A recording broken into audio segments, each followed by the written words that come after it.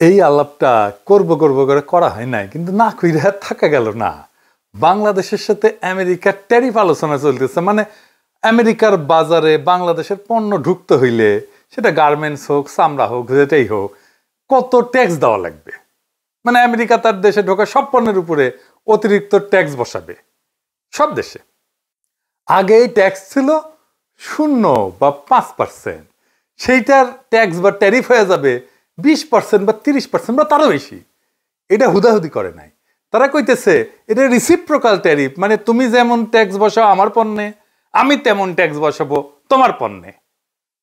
মানে বাংলাদেশ যদি আমেরিকান পণ্যে 30% ট্যাক্স দেয় ধরে, তাহলে বাংলাদেশি পণ্যকে আমেরিকায় ঢোকার জন্য 30% ট্যাক্স দিতে হবে। No hanky panky. তো এই ট্যারিফ বসায় আমেরিকা থামে থাকে নাই, তারা আলাপ আলোচনা শুরু করছে দেশগুলোর সাথে। অনেক দেশ আলোচনা করে ট্যারিফ কমায়ও নিছে, শুল্ক কমায় নিছে আর কি। যারা কমায় নিছে তারা এমন কোনো বাণিজ্য সুবিধা দিছে আমেরিকাকে, যার জন্য ট্যারিফ কমাইতে পারছে। এটা একটা বার্গেনিং টুল আর কি। এটা দিয়ে বার্গেনিং করিচ্ছে আমেরিকা। বাংলাদেশের আলোচনা চলতেছে, এটা আগামী 31 তারিখের মধ্যে ফাইনাল হবে, মানে 2-1 দিনের মধ্যেই আর কি, যে বাংলাদেশ কত পাইতেছে ট্যাক্স বা ট্যারিফ। যদি বাংলাদেশ ট্যারিফ কমাইতে না পারে, তাইলে হাতে হ্যারিকেন ধরতে হবে। কলে এই শুল্ক কার্যকর হবে 1 আগস্ট থেকে। তবে আমেরিকান বাণিজ্য মন্ত্রী বলছে শুল্ক কার্যকর হইলেও আলোচনা চলবে। আমি এটা নিয়ে একটা ভিডিও করেছিলাম, আপনারা জানেন যে আমি ইকোনমিক্সের ছাত্র। এই শুল্ক দীর্ঘমেয়াদে আমেরিকান ইকোনমির ক্ষতি করবে, তবে স্বল্প মেয়াদে তা আমাদের ক্ষতি করবে, অবশ্যই করবে, যদি আমরা শুল্কের একটা ভালো রেট না পাই। যাই হোক, আমি ওই একাডেমিক আলোচনাতে যাব না। আমরা এই চুক্তির একটা বিশেষ দিক নিয়ে আলোচনা করব। কুটি এসে ইন্ডিয়া গ্যাঞ্জাম করিচ্ছে, আর ইন্ডিয়ার গ্যাঞ্জাম করে লাভটা কি, এটা নিয়ে আলাপ করব। এটা হইতেছে গোপনীয়তার চুক্তি। মানে এই যে বাংলাদেশ আলোচনা করতেছে আমেরিকার সাথে, সে আলোচনার আগে একটা চুক্তি করেছে বাংলাদেশের সাথে, তার নাম গোপনীয়তার চুক্তি। এখন বাংলাদেশে হাউকা উঠেছে, কেন এই আলাপ গোপনে করতে হবে, কেন পাবলিক জানিতে পারিবে না, ইউনূস সরকার খুব খারাপ কাজ করিচ্ছে, তাই না? দেবপ্রিয় কইছে এই ধরনের গোপনীয়তা চুক্তি করছে বাংলাদেশ এই ট্যারিফের নেগোসিয়েশনের টাইমে, তার নজিরবিহীন, আগে কখনো এটা হয় নাই। দেখেন, কথা সত্য, মিছা কথা কয় নাই। তার সাথে এটাও সত্য যে এই একতরফাভাবে সব দেশকে রিসিপ্রোকাল ট্যারিফ চাপাই দিয়া আলোচনা শুরু করা, এটাও আমেরিকা আগে কখনো করে নাই, এটাও নজিরবিহীন। এই গোপনীয়তার চুক্তি কি বাংলাদেশ একা করিছে আমেরিকার সাথে, নাকি সব দেশই করিছে? যারা আলোচনা করিচ্ছে সব দেশই করিছে, কিন্তু দেবপ্রিয়বাবুর দাবি সব দেশ করলেও বাংলাদেশ এই চুক্তি করতে পারবে না। তার মানে যে নেগোসিয়েশনে আলাপ, এটা বাংলাদেশ করতেই পারবে না। তো আসেন একটু দেখি, আমি তো কইলাম, আপনারা বিশ্বাস করবেন কেন, আগে দেখি যে আসলে অন্যরা গোপনীয়তার চুক্তি করেছে কিনা। হ্যাঁ, করেছে। আমরা ফিলিপাইনের সংবাদ মাধ্যমে দেখতে পারি, তারা বলতেছে, আমরা এটার বিস্তারিত বলতে পারবো না, কারণ এনডিএ, মানে এটারই বলে গোপনীয়তার চুক্তি, নন ডিসক্লোজার এগ্রিমেন্ট। মানে যেটারে আমরা গোপনীয়তার চুক্তি বলতেছি সেটা সাইন করা আছে। ইংরেজিত কইছে, এ দেখেন, however when asked to provide a list of products included in the tariff concession, Rodolfo did not provide details as they are signatory of a non-disclosure agreement, NDA.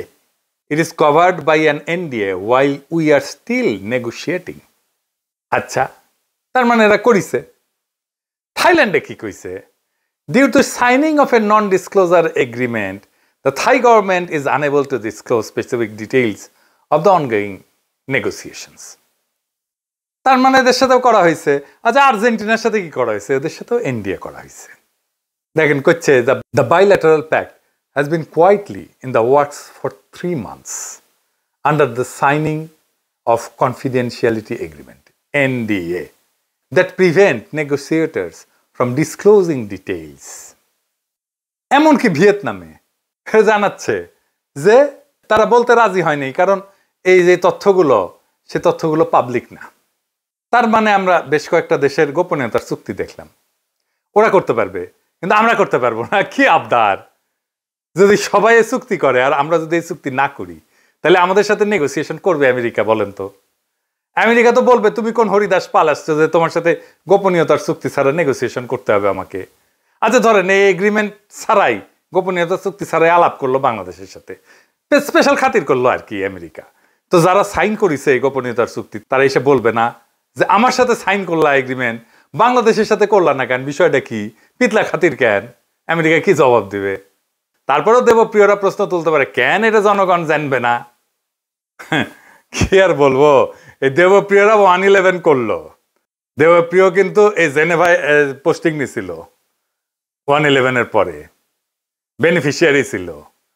এই দেবপ্রিয় ট্রানজিট ট্রান্সশিপমেন্টের ওকালতি করেছে, আর এখন খুব নন ডিসক্লোজার এগ্রিমেন্ট করেছে। CP ব্যবহার করেছে বাণিজ্যের নামে গোপন চুক্তি মানবো না, ওরে আমার ওরে ওরে, এগুলোর মাথাত খোদাতলা গোবর দিলেও হইতো। যাই হোক, আলাপটা কি কইতেছে ওরা বুঝেছে, আসেন এটা একটু আমরা বুঝে দেখি।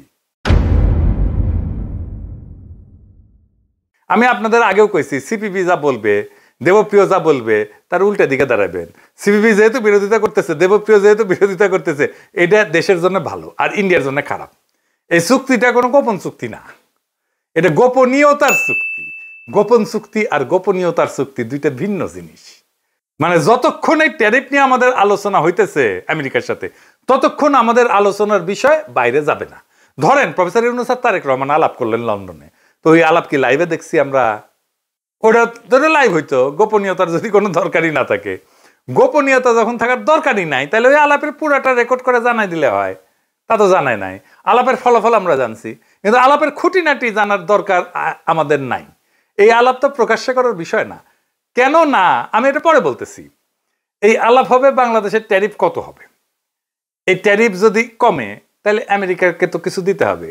সেটা কি কি দেওয়া হবে সুবিধা হিসেবে, তার সবকিছুই দুই দেশের মানুষই জানবে যখন চুক্তিটা হয়ে যাবে। কিন্তু এই আলোচনার প্রসেসের মধ্যে যা আলোচনা হবে, এই সময়টায় কিছু জানানো যাবে না, কারণ অন্য দেশও আলোচনার মধ্যে আছে। তারা যদি জেনে যায় আমরা কি আলোচনা করতেছি, তাহলে তো এই আলোচনার ফলপ্রসূ হবে না। প্র্যাকটিক্যাল কারণে এটা বার্গেন, তো অনেক দেশের সাথে বার্গেন করতেছে আমেরিকা। ধরেন আমরা যাই না গেলাম কি নিয়ে, ইন্ডিয়ার সাথে বার্গেন করতেছে আমেরিকা। আমরা তো ইন্ডিয়ার চাইতে ভালো কন্ডিশন দিব আমেরিকাকে, তাই না? খুবই ন্যাচারাল এটা। তো বাংলাদেশ যা দিতেছে আর পাইতেছে, এটা আমাদের সাথে যারা কম্পিটিশন করে আমেরিকার মার্কেটের জন্য, তারা যাই না গেলে তো আমাদের বিপদ। আমরা তো নেগোসিয়েশন করতে পারবো না। ইন্ডিয়া তো সুবিধা নেবে এটার, কারণ ইন্ডিয়া তো ওই মার্কেটে আমাদের কম্পিটিটার। বাংলাদেশ যদি যুক্তরাষ্ট্র বা পশ্চিমা শক্তির কাছে ফেভারেবল ট্যারিফ না পায়, তাহলে সেই শূন্যতা পূরণে ভারত চূড়ান্তভাবে উপকৃত হবে। অর্থনীতিতে হবে, রাজনীতিতে হবে এবং আঞ্চলিক প্রভাব বিস্তারে হবে। এই পুরো প্রক্রিয়া এক ধরনের সফট ডিইন্ডাস্ট্রিয়ালাইজেশন এবং স্ট্র্যাটেজিক ডিপেন্ডেন্সি হবে বাংলাদেশের ইন্ডিয়ার উপরে, যদি এই ট্যারিফ নেগোসিয়েশনে আমরা হেরে যাই।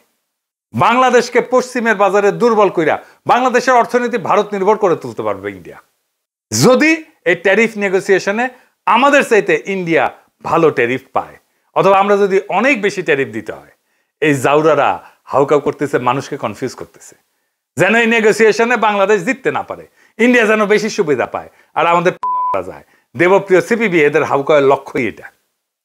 এই প্রসঙ্গে আমি কোভিডের টাইমে একটা ঘটনার কথা মনে করাই দিই, মিল পাবেন। কোভিডের টাইমে আমরা যেন ভ্যাকসিন না পাই, সে বাগড়া দিছিল ইন্ডিয়া। মানে ইন্ডিয়া চাইছিল ভ্যাকসিনটা যেন ইন্ডিয়া থেকে নেওয়া হয়। তাহলে ইন্ডিয়ার লাভ কি? ইন্ডিয়া এটা তার কূটনৈতিক অস্ত্র হিসেবে ব্যবহার করবে। আমি বেনে বেনে করছি না, দেখেন। তো এই সময় চীনের সাথে ভ্যাকসিন কেনা নিয়ে আলাপ হচ্ছিল বাংলাদেশের। বাংলাদেশকে চীন একটা খুব ভালো প্রাইস দিছিল, দাম দিছিল, খুব কম দামে, শ্রীলঙ্কা থেকে কম দামে, এমনকি বাংলাদেশকে টিকা দেওয়া হয়েছিল। শ্রীলঙ্কার তখন অর্থনৈতিক অবস্থা খুব খারাপ, আপনারা তো জানেন। তার সেই অবস্থা তো বাংলাদেশকে একটা ভালো প্রাইস দেওয়া হয়েছিল, যেটা শ্রীলঙ্কার চাইতে কম। এটা হয়েছিল একটা গোপনীয়তার চুক্তি দিয়া।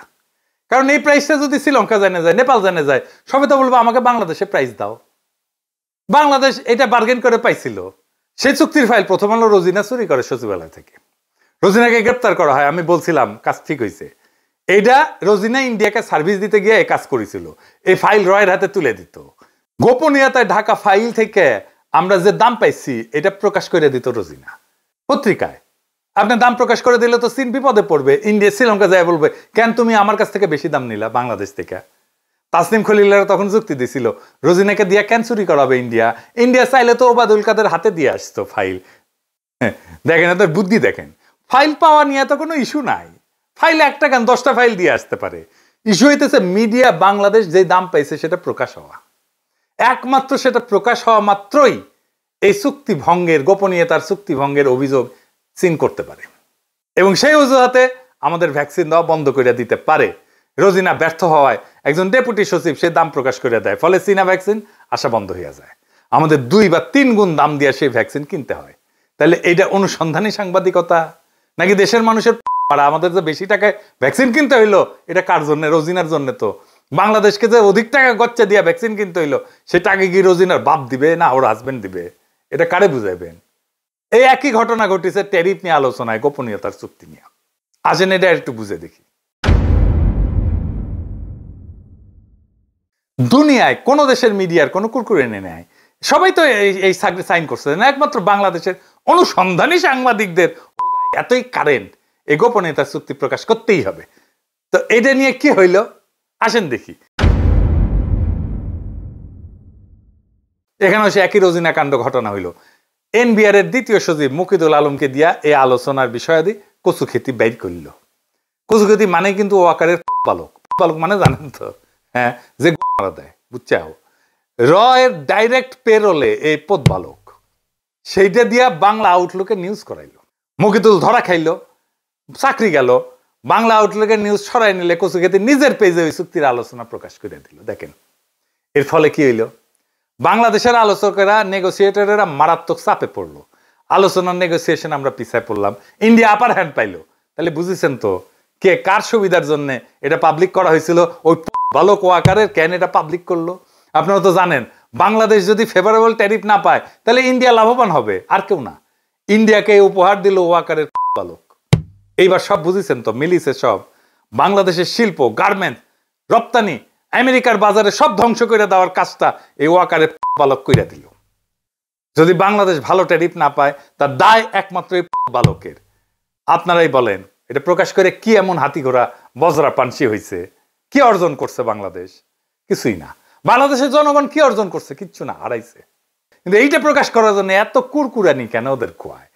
কুরকুরানি মোদির কুরকুরানি, ইন্ডিয়ার কুরকুরানি। কারণ মোদি কইছে শুধু ওয়াকার নামিও তোমার বালক বানাবো, আর ওই খুশিতে মাইটসের দৌড়। তাইলে কি আমরা ফেভারেবল ট্যারিফ পাবো না আমেরিকার বাজারে?